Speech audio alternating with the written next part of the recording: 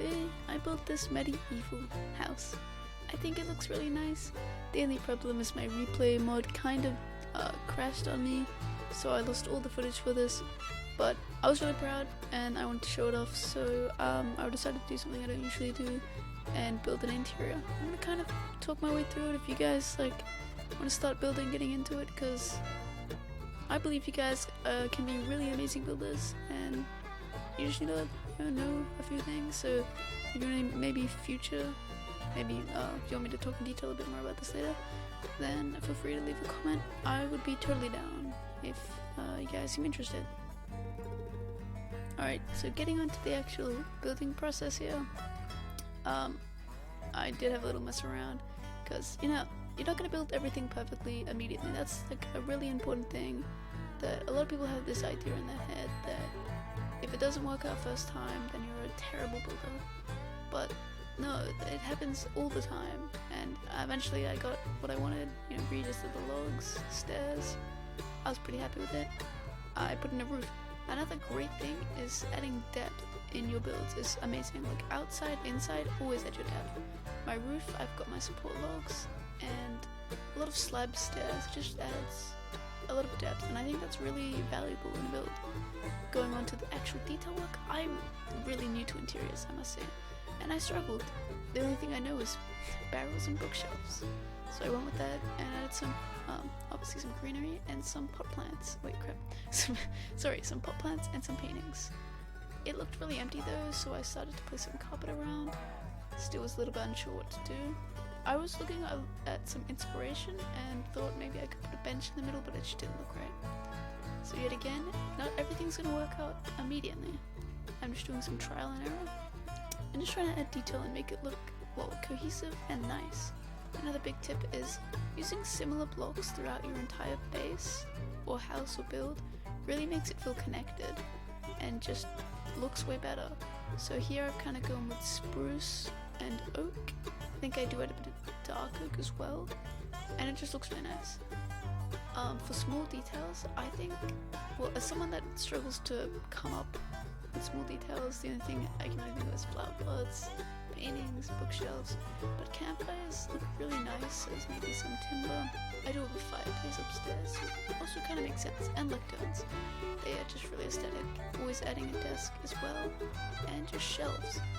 I tell you, your walls will look 10 times better if you just break them up with some shelves and maybe a little frame around your window. And yeah, so here I'm just adding a little food area. Got some fish and cup on the campfires there, and some fruit in the end there, and veg, sorry. Adding a dark oak chair, that's where the dark oak came in. I added a banner as well, a bit of contrast from that dark brown, and contrast is just really good to break up the board a little bit. As you can see, I'm adding some green. This is also great. I recommend putting these tall flower pots in your builds as well, which look really nice. Like, it's very difficult to start building and placing blocks, especially if you've never really done it before, so I encourage you guys to go out there, build a house, even if it's like a box. Like, shape in houses, like, it seems like something that's really important, yet not always. This is literally a rectangle with a square and a fancy circle on it, and it turned out really great. It can be tricky to build in these shapes, as you can see here. It looks kind of awkward building up the staircase, but I encourage you to give it a shot and play around with what you think looks good and what you enjoy in your style. So here I'm just breaking up the floors, because having a really awkwardly proportioned build, like very narrow but tall ceiling, just doesn't look quite right in my opinion, and I wanted to break it up. We have some lovely details, breaking up the walls with some shelves, as I said, and barrels are back. This is a little bedding area for our people sleeping here. I didn't really make a story up for this, but yeah, I love putting bookshelves and fence gates. Fence gates are great to break up plain walls, because they're so intricate for a Minecraft block that it works. Here I used a little piston trick to make sure I could have a little shelf over the arm stands. And I'm just really going in here and placing some blocks. I would love to go in depth on this more if you'd like to see a separate video. on build tricks or just anything to do with building, because I know a lot of people that will say they're no good at building, yet they haven't really had a crack and don't know where to start. So I would love to help some people out with that if they seem interested, and I think it could be really fun. Yet again, I'm adding in some barrels and a hanging pot plant, which just really takes up that space without taking up too much space, if you know what I mean. We have a little cinematic going through all the floors, and I'm up to the second floor of the actual main part of the base. I didn't make this very realistic in living format. I kind of went for, I could add this, I could add that, but pretty much ground floor, if you think about it, is a chill kitchenist kind of area, and then upstairs we have the cozy desk storage room, I guess. I tried breaking up the walls, but in the end I just thought it looked really awkward, and closed off a little area for a wardrobe, because it's a bit of storage there, I guess. Then moving on, I put in that roof, because when I'm really confused, it really helps for me to just see how much space I have. So limiting the roof just helps me visualize, okay, this is how much room I have to work with, and I can just fill it up. Yet again, bookcases. Yet if you're in survival and you don't have access to bookshelves, barrels and chests can also be really good to break up walls. Or if you want to use like a colorful block, you could just put in like a wallpaper, and that could look really nice to contrast from your walls.